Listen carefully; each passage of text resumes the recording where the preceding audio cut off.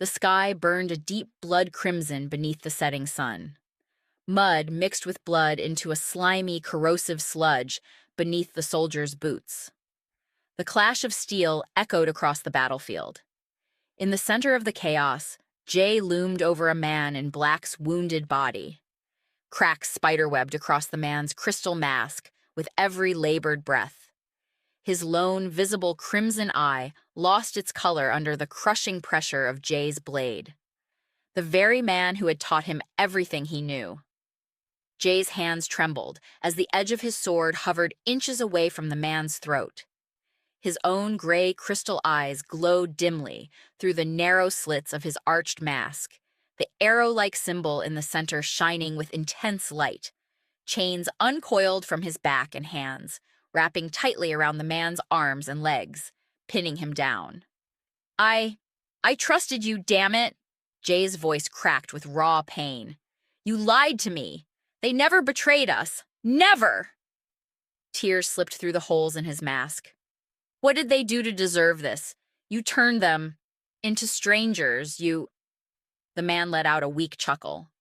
More cracks spread across his own mask. Trust? It was I who trusted you. The man raised his head, forcing the blade deeper into his throat, the metal becoming stained blue. Protect this were...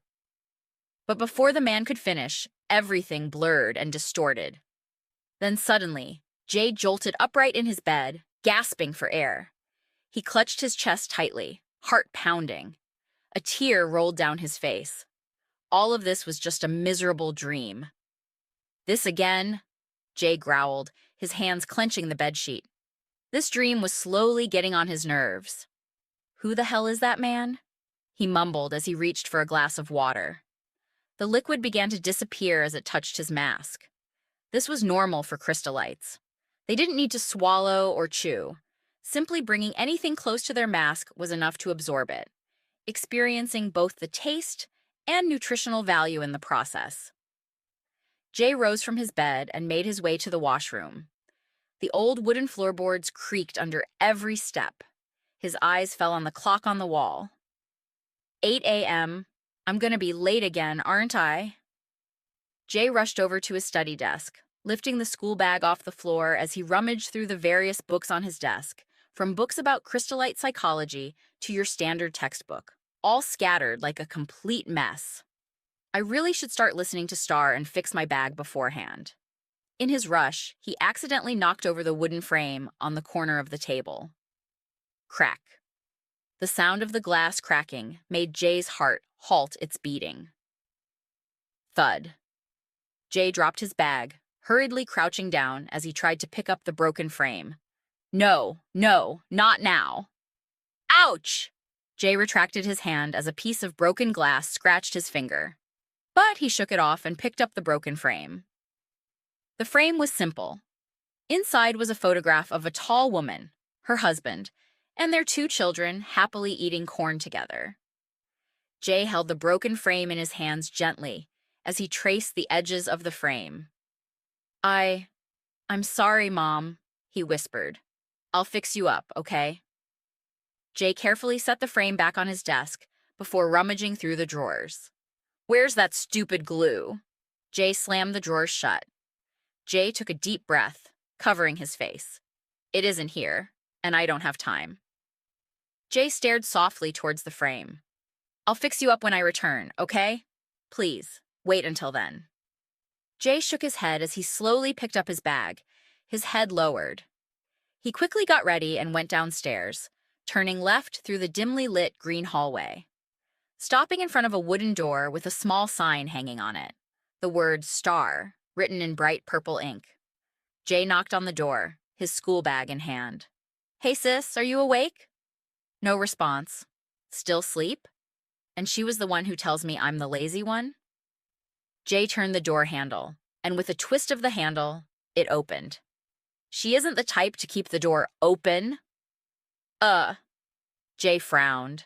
I forgot how bright and girly her room is, he thought as he found her slumped over her desk, fast asleep, with towering stacks of books on governance, culture, and religion all around her.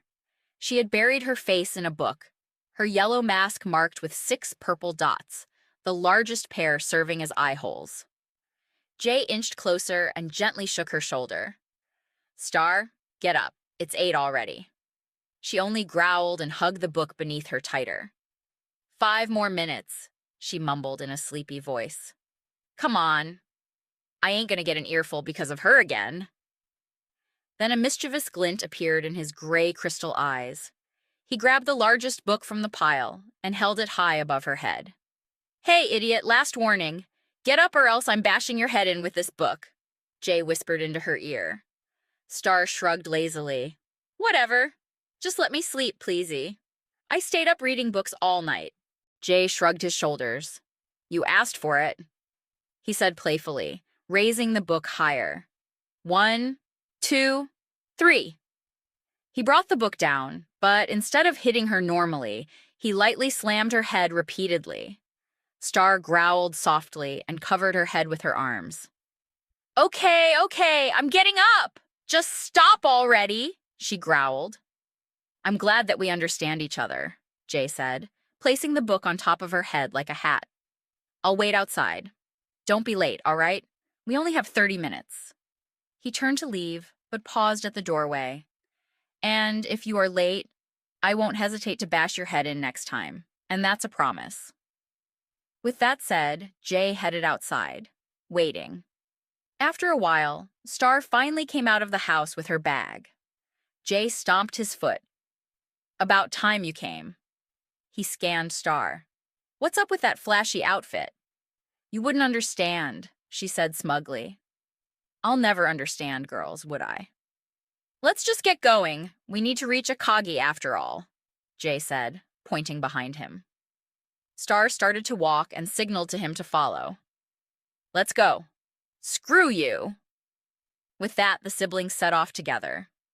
5 minutes later, they spotted their friends waiting in the middle of the bustling city streets. And as soon as Star noticed them, she ran towards them, waving her hand, while Jay walked almost sluggishly with his hands in his pockets. Jay! Star! You guys are late! Haruto yelled. Jay waved his hand, his crystal eyes sparkling. I know. How are ya? As the two friends got close, they exchanged a quick dab. I'm great, the boy replied, his orange crystal eyes glowing warmly through the wide gap in the middle of his mask, his red hair still messy. Bro, how big are you going to get? I swear you gained more muscles. I can't skip the gym because of a shootout now, can I? I really gotta take me with you next time, Jay said with a chuckle. Can you wake up at 6? Jay rolled his eyes. Yeah, forget it. On the other hand, Star hugged the small, timid girl. Her mask was similar to Haruto's, but shaped like a pink heart, revealing her sparkling pink eyes and her olive skin tone. Her blonde hair reached up to her shoulders. Nita, my bestie, she hugged back. It's been a while. Tell me about it. Nita tapped Star's back. Hey, you're squishing me. Star released Nita. Sorry. She scanned Nita, following her gaze. You little witch, still going after my brother. She got close to Nita's ear and whispered with a mischievous glint in her eye. Stop looking at Jay when you're talking to me. What? Nita exclaimed, stepping back. Jay turned to the girls. What? Did something happen? Nita shook her head, lowering it. If you say so. She is so easy to read. How is Jay so clueless? Why wouldn't they just get it together already? Jay scratched the back of his head. And also sorry for not replying to you the other day. Nita looked up and shook her head. No, it's okay. I don't mind. It happens from time to time. As she murmured under her breath. Before you'd run away when we're alone. Now run away when we're online. Jay narrowed his eyes. What? Can you say that again? I didn't catch that. Nita quickly waved her hands. No, it's nothing. Jay shrugged. If you say so.